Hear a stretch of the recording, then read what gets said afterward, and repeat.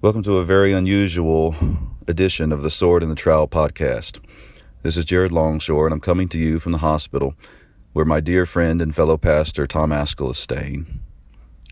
God has done great and good things for us over these days. As many of you know, Tom fell Sunday morning while ministering to Grace Baptist Church. He was unresponsive.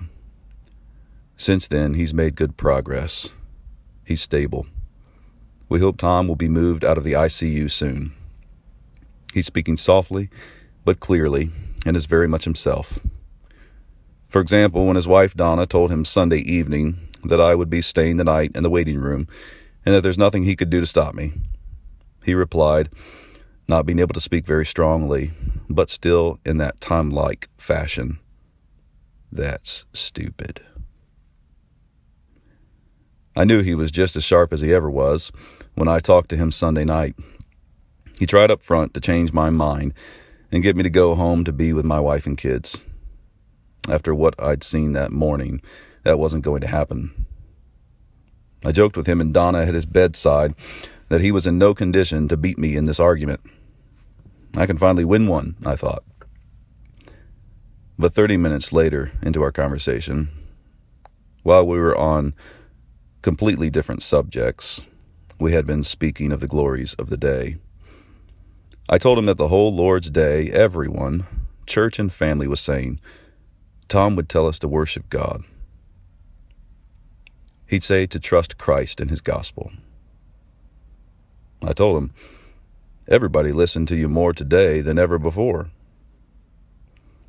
He couldn't turn his head due to the neck brace, but he turned those eyes on me with that look and softly said, everybody but you.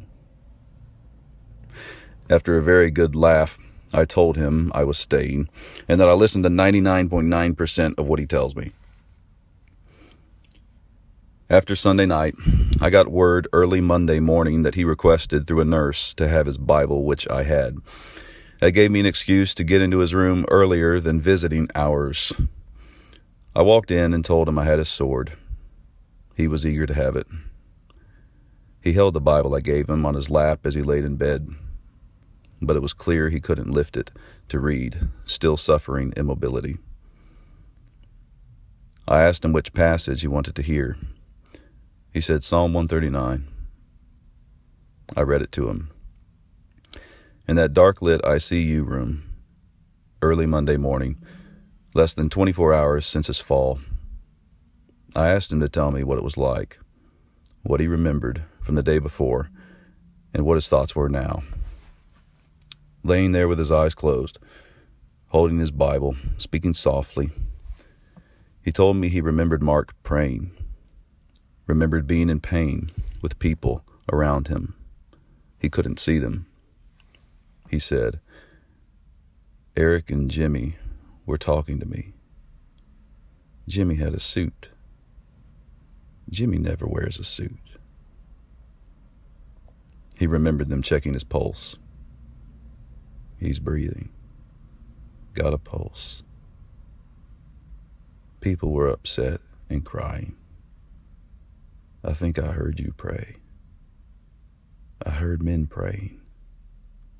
Rebecca singing. Crying.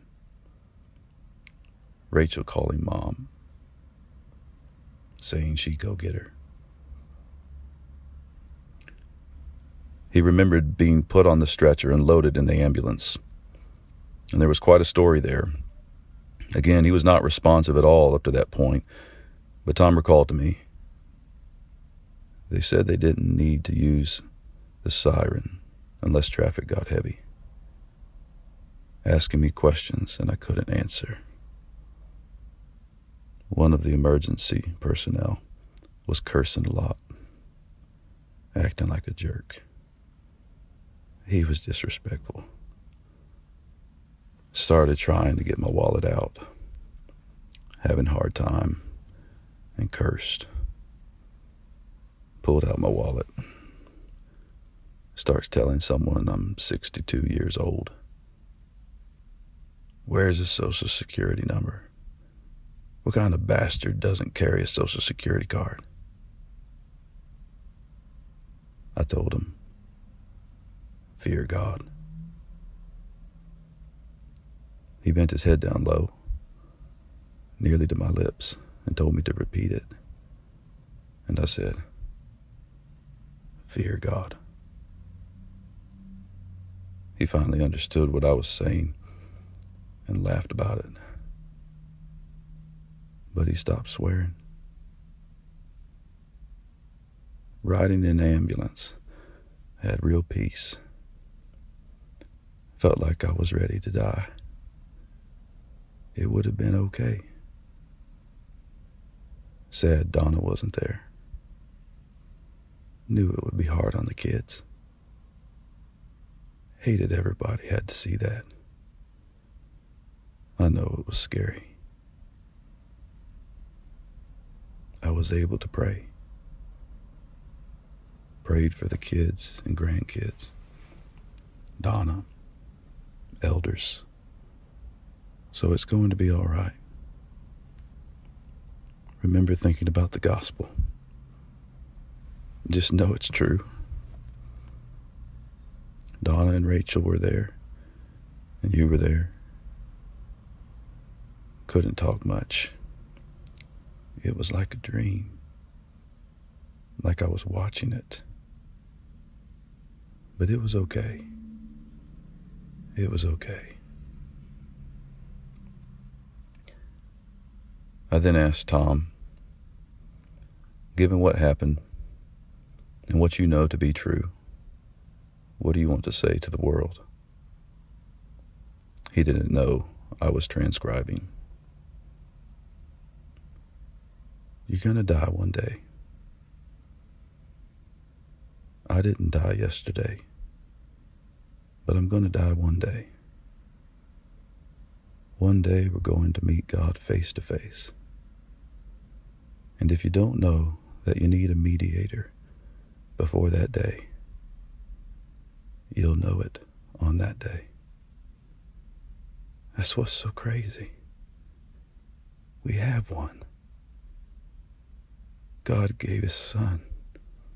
It's amazing.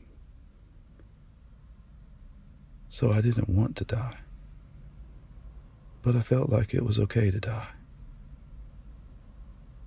And that's God's grace. That's not any accomplishment. It's just a gift. So I think it's just everyone needs a savior. And we have one. We have only one. It's crazy that people would not trust him. It's insane. It's insane that we wouldn't persuade people to trust him.